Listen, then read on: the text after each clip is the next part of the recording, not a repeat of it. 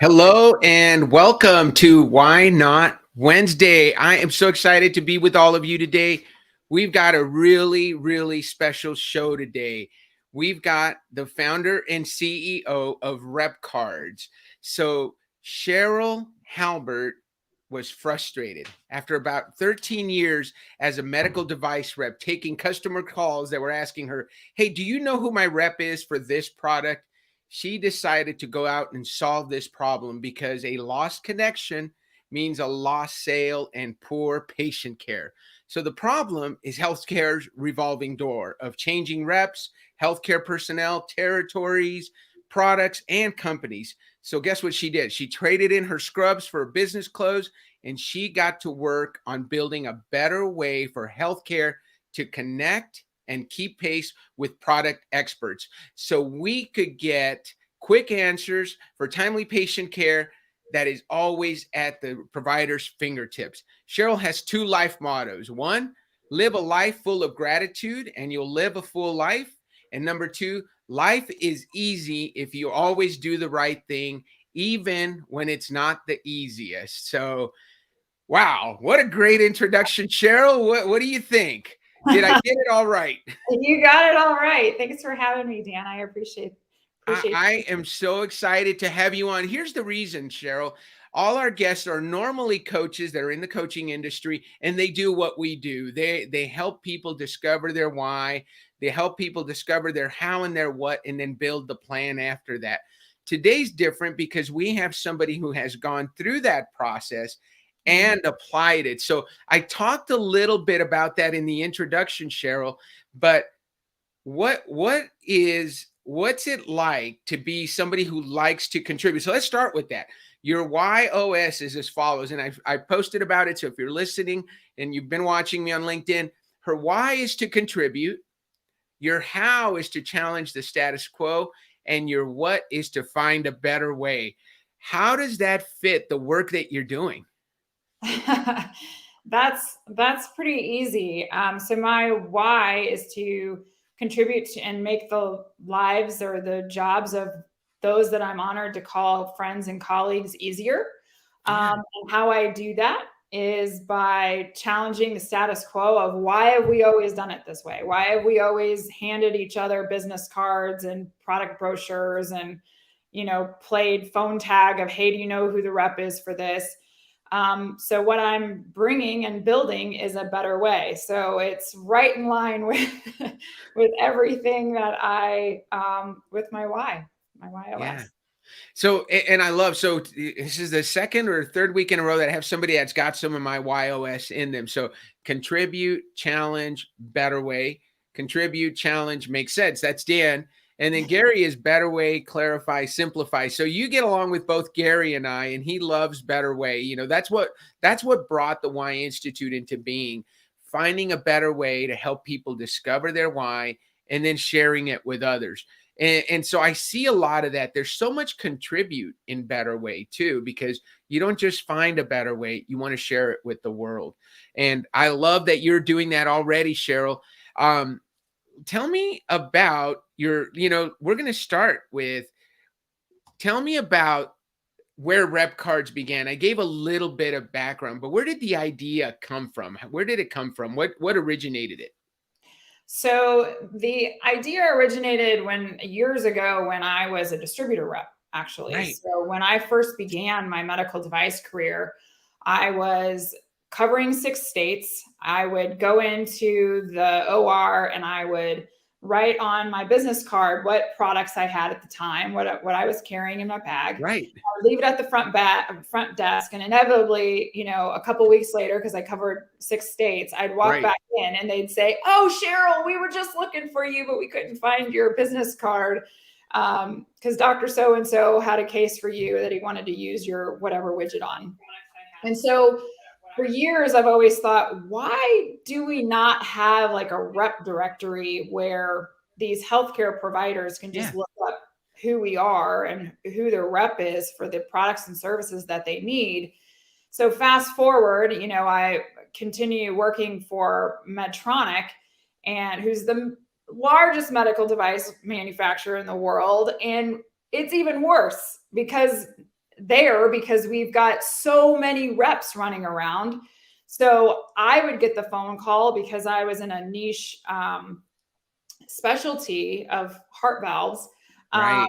And so I would get the phone calls of, hey, Cheryl, do you know who my rep is for this? And again, I'm thinking, why do we not have a directory?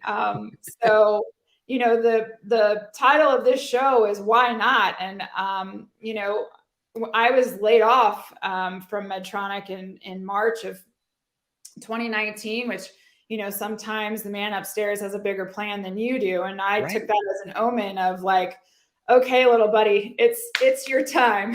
Like this idea you've had, it's time. So I found myself asking, why not me and why not now? So I took the plunge. But before I did that, I took the WHY.os quiz and really made sure that was what I needed to be doing. We've got Steph McPhee commented early. She said hello. Her motto is why not? And Wow. I love that the story. So March 2019, you get a letter that says, hey, we no longer need your position, right? As valuable as you are, as much as you've done for us, and as good a rep as you are, we're making the decision to go in another direction. Now, with the how of challenge is not that big a deal to you, right? So No. I can imagine a lot of people would have been very stressed by that. You said, what a great opportunity. I've Yeah. had this idea. How long had the rep cards idea been in your head? It originated in like December of 2010. Okay. So a long time. So this Yes, idea, it's been 12 years. Yeah, 12 over. years, the idea had been sitting in your head. So LinkedIn user just said, yes, he does. And he knew you'd have this idea in product. So he's talking about the man upstairs. God was already knew. So LinkedIn user, if you put your name, then we'll be able to know. If we're not connected, we can't see your name. Put your name in there so we know who you are. If you want to share it, we'd love to know who you are so we can address you by name. But you took that as an opportunity to go with this idea that'd been sitting in your head for 9 years. And then what was the first step? What was the first thing you did? You told us you went through the WHY.os process. What attracted you to go do that? Well, I think anytime you go through, a personal, professional change, whatever Right. that may be, whether it be death, divorce, getting laid off, having a kid, I think at least for me, you naturally kind of want to make sure that you take those opportunities as signs of whether it be that you need to make a change sort of thing, to really make sure that you're in line and kind of Mhm. use that as a compass for where you need to be going in life. So that's what drew me to first, find your why. And I did the Simon Sinek Find Your Why. But I will say I found yours a heck of a lot easier and a lot more gratifying. Um, and so that's why I'm an advocate of it. But knowing your why and Mhm. knowing my why now really solidified this is what I need to be doing. And also, it explains why I find so much joy and why I keep going with bringing this vision of making it easier for my friends and colleagues in the healthcare industry to connect, keep pace, and collaborate on patient care. Because right now we're also, siloed and everything's so fragmented. And let's bring it all together. Mhm. We've got HIPAA that we've got to be concerned about, and so I just think that there's a better way. So we're building it. I love that. So earlier we talked about your why, how, and what. And by the way, we know who LinkedIn user was, JT. So JT, we know you tune in every week. So thank you for the question. Here's the thing that you just talked about. That clarity that you talked about, because we talk to a lot of people because we have a similar name, right? We're the Why Institute. Everybody's heard of Simon Sinek's way, and the people that have done both say what you did. You said gratification. You called us the instant gratification version because you take 10 minutes and you know your why, your how, and your what. And we call it your why operating system. And I think you mentioned it just now. We believe that when what you do is in line with why you do what you do, you're going to have passion. And Yeah. passion gives you the energy to pursue your dream, right? Because you had that passion. You'd had for a while, it was just an idea, right? But then it became that now you've been in it. Now you've been doing it for a couple of years and it's passion. Does anybody need to push you out the door or push you to go talk to someone about your business of rep cards? No. No, because it's fun. You get to share your vision, and it's exciting to hear others say, yes, we need that. And that keeps propelling you forward. And how can I help you? And, I would love to be on your platform. How do I get involved? All of those things are what keep you motivated and keep you going. Because it's not for everybody. Being an entrepreneur is definitely a grind. It's not for, you're not going to get rich quick being an entrepreneur, but it's worth it when you see the impact that you're making and contributing to making the jobs of other people easier. I mean, that is the whole goal. There's a better way to do it. I love that. So you're incorporating all of it. So not just the contribute, because you're helping people, right? That's a big part of it. But you found a different way. You saw a different way 12 years before you started this business, and you found a better way. So you've got a great filter, and the coaches that are listening, they're gonna recognize this, because we talk about what's the difference between challenge the status quo and finding a better way. Both of them challenge the status quo and say, let's do it differently. What I like to say is, with me, who's challenged without the better way, is I'll do things different just to be different. That's what a challenge the status quo different thinker does. A better way person will only do it differently if it's better, right? So you kind of become your own filter for those great ideas your challenge mind comes up with, and you say, okay, which one's better? That's the one we're going to implement. And that probably did a lot of the refining for the product that you brought to the market. Yeah. So Dan, when my challenge of the status quo started at a very young age too. So I grew up with brothers, which is why I can thrive in a male-dominated medical device world. But years ago, I mean, if I wanted to do something I grew up on a farm. Right. If I wanted to do something, a lot of times my mom would say, you can't do that because you're a girl. And I was like, that's dumb. So that's not a good reason, Mom.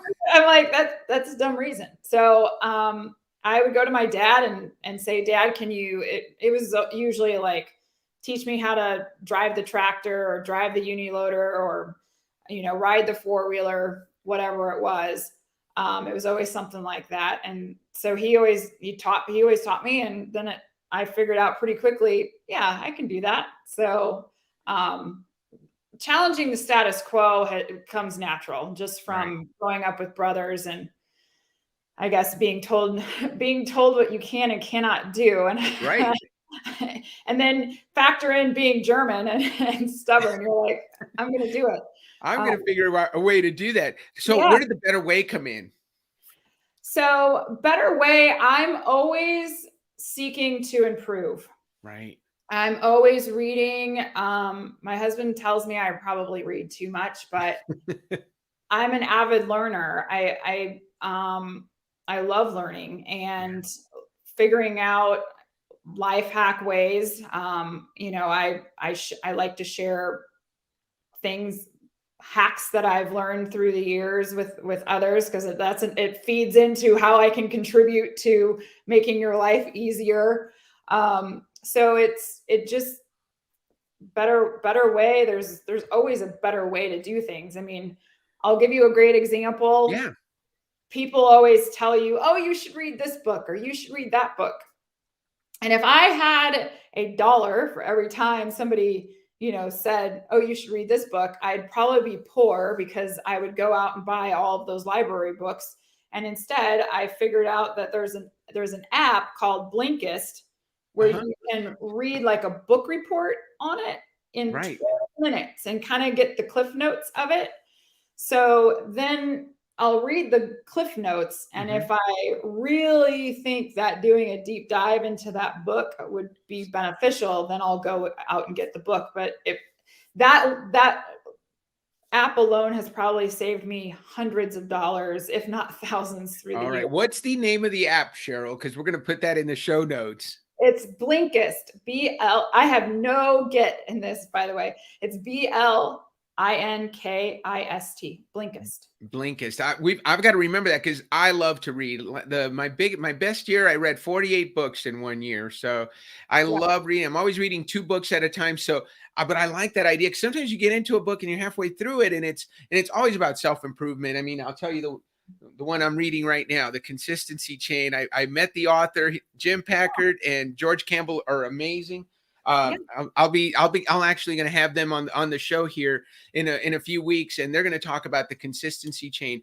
But I love that Blinkist. It's a shortcut so you can get the cliff notes and then move forward if you decide then you want to buy it. Here's the thing. I heard from Darren Hardy, and Cheryl, tell me if you agree.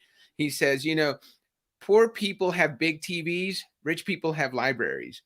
And I took that to mean, how much would I spend on an 80-inch television?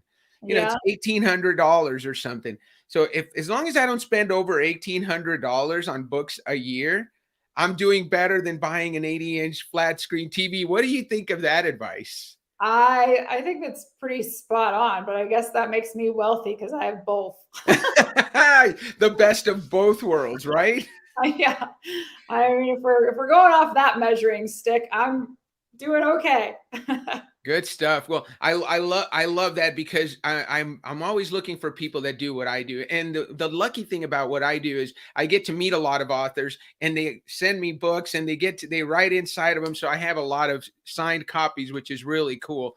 So Cheryl, let's go on a little bit more down the question that we want to know a little bit more about.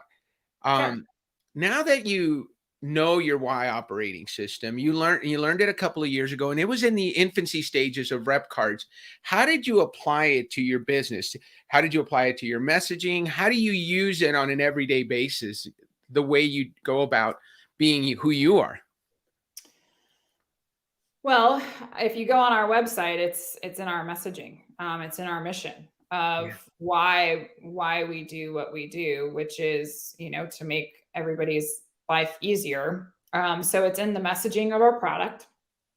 And then I think the biggest thing, Dan, is that, knowing your why, or knowing my personal why, keeps you motivated when times get tough. Because like I mentioned earlier, it's not an easy path.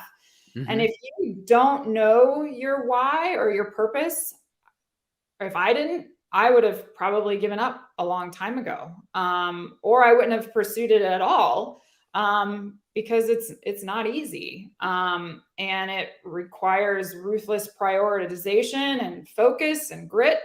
And my why is what keeps me going. It's what keeps me motivated, and it's why I'm trying to achieve what I'm trying to, what we're building, and how I'm trying to achieve it. So, the hardest part for everybody, especially entrepreneurs, is that first sale. So you come with a sales background. So you had that advantage. You've been in those tough conversations. You've heard no a bunch of times. But tell us about the first. No's continue, but so do the yeses. Yes, that's right. So tell me about that first sale, the first big deal you got. Tell us about that story. How did it happen? And that gives you the fuel for the next one. So I love hearing that story. So the biggest sale so far is, obviously working with these hospitals and Right. getting into them and getting the yes from them. It's not easy because there's approval processes that you got to go through. Not, as I was mentioning earlier, nothing in healthcare moves quick. Um, Right. but getting those first yeses and then getting, because we have reps on our platform as well, getting all of that going. Right.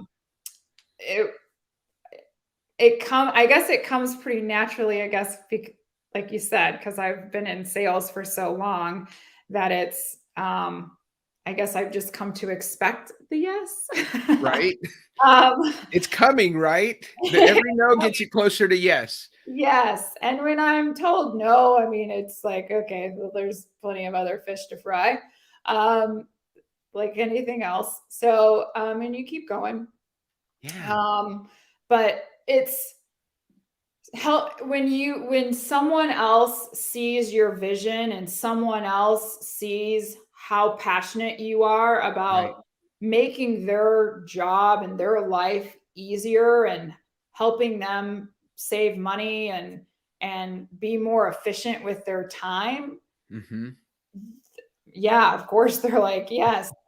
And then, now we're actually working with a couple of hospitals on quantifying that for them. And Hmm. I don't have that number yet, but that number is going to be pretty big, is what we expect. Because the average hospital wastes about 8.3 million in case delays every year, Right. which is a huge number. And we think we can put a dent in that. So that's going to be pretty fun whenever we get that number, and we can not only tell you, but we can show you. Well, and that's so important, right? Because that's that proof of concept. I can tell you how great it is, but let me show you using your own data what Yep. it is that you're wasting every time you're not getting hold of the right person, or you're using the wrong product, or the doctor has to postpone a surgery because they couldn't get their question answered, or a procedure gets delayed. It impacts the reimbursement, and it impacts who you're going. The patient gets it's going to go to another hospital, right? If they're Yeah. going to get a bad impression, so it impacts your ratings. It impacts a lot of things. I can't wait. You're going to have to come back and tell us more about that. Yeah. So one of the things we didn't do, and I like to do this at the end. So we're getting close to the end. I want to ask, and you kind of hit on this a little bit. So I'll ask you in two parts. What has been your biggest why not moment professionally? And then I'm going to ask you what's been your biggest why not moment personally. So my biggest, I answered that question Yeah. earlier. My biggest professional why not moment was definitely when I was laid off. Yeah. And why not now? Why not me? Right. I mean, this technology needs to exist. Right. There's really no reason, it's 2022. There's no reason why we should still be siloed and as fragmented as we are in connecting, keeping pace, and collaborating on patient care. Because I mean, you walk into any hospital and they have to have vendor reps in there, especially now, Right. um, with the high turnover. I call it the great retraining, because Right. you've got to retrain all of the hospital personnel on this industry knowledge and how to use these products Right. correctly. Because that's, I mean, medical. It's all over the journals that medical errors have been up through the pandemic, and Right. that's simply because we're short staffed. These details get slipped through the cracks, Right. and so I it's it comes naturally that we got to have a better way. And that's what I keep pushing for. And yeah, I mean, knowing your why is just, it's an investment in yourself, but it constantly pays dividends. especially as you make daily and life decisions, like, starting or building a company. It definitely played a part. So, What about personally? Biggest personal why not moment? Dan, I'm gonna geez. But I think my biggest why not moment came years ago, actually. Yeah. So, I'm just gonna throw it out there. My mom got a flyer in the mail for a beauty pageant, and Uh-huh. it was Miss Teen St. Louis. And my mom said, why not? And I read it and I was like, I was 15 at the time, and I thought, yeah, why not? Yeah. Sounds fun. So it was actually where I learned how to give a firm handshake. Mm-hmm. I was up against, I think it was close to 30 women. I had never been in a pageant before. Thought, why not me?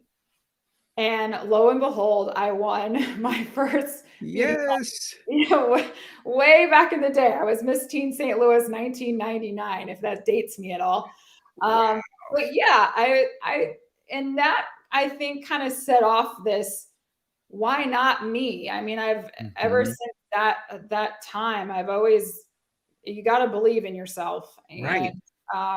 I think that really propelled that confidence that I can do it. So it sounds to me like this isn't a story you share very often, Cheryl, but you said, you know Well, what? Why not? I'm going to share it today. So thank you for, I mean, in the vein of being vulnerable and really being open and candid with the audience, I mean, it is what it is. It's I love it. I think that's a great accomplishment. And I think there's the obvious stuff, right? You've got to be presentable to be in a beauty pageant, but there's a lot more to it. Like you said, you learn how to give a firm handshake. You learned about how to present. You learned how to be in front of an audience, right? I'm sure all of those things have come into play as you're doing what you're doing now. Yeah. So it was great because it was how to interview Right. and how to be confident in yourself. And as a teenager, you often say those filler words. Right.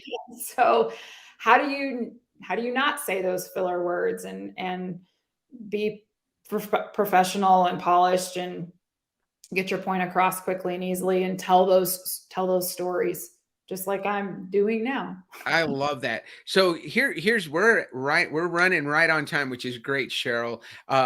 What would you say to someone? So we on in the audience, we've got coaches who are WHY.os certified coaches. They walk their clients through this process every day. And I'm sure we've got your network responded really well to your LinkedIn post. So I'm sure some of your friends are listening, people that you worked with. What would you say to someone who's considering learning more about themselves through learning their why, maybe working with one of our coaches? What would you say to someone that's thinking about doing that? So your why is really your compass. And Mm, once you know it, it's a breath of fresh air because everything starts to make sense. I've alluded to, what that my why is definitely my passion and what keeps me grinding every day. My how of challenging the status quo, as I mentioned, looking back, I know how that came about right. from my brothers. Finding a better way, again, that just comes through asking my dad to teach me things years ago and getting the confidence. And I used those beauty pageants actually to pay for a year of college. That's actually, and finding a better way to do that too and go to college.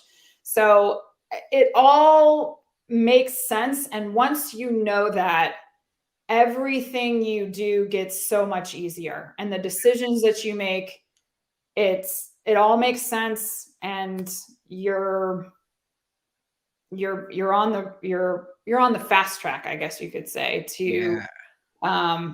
really living out your purpose and doing what you're meant to do. That is so awesome. You struck a chord with Damasio, who's listening. When you find your why, it really puts things in perspective and Yeah. helps you communicate that. So, Cheryl, thank you so much for being on with us today. It's our first time doing this with one of our clients who's actually gone through it, and I've actually got a couple more that I've lined up because I knew this would be a great conversation for our coaches to hear and for people that are considering going on that journey to discover their why, how, and what. Have a great rest of your week and best of luck with rep cards. Keep us in the loop, okay? I will do that. Thanks for having me again, Dan. Bye, Appreciate it. Cheryl. Bye-bye.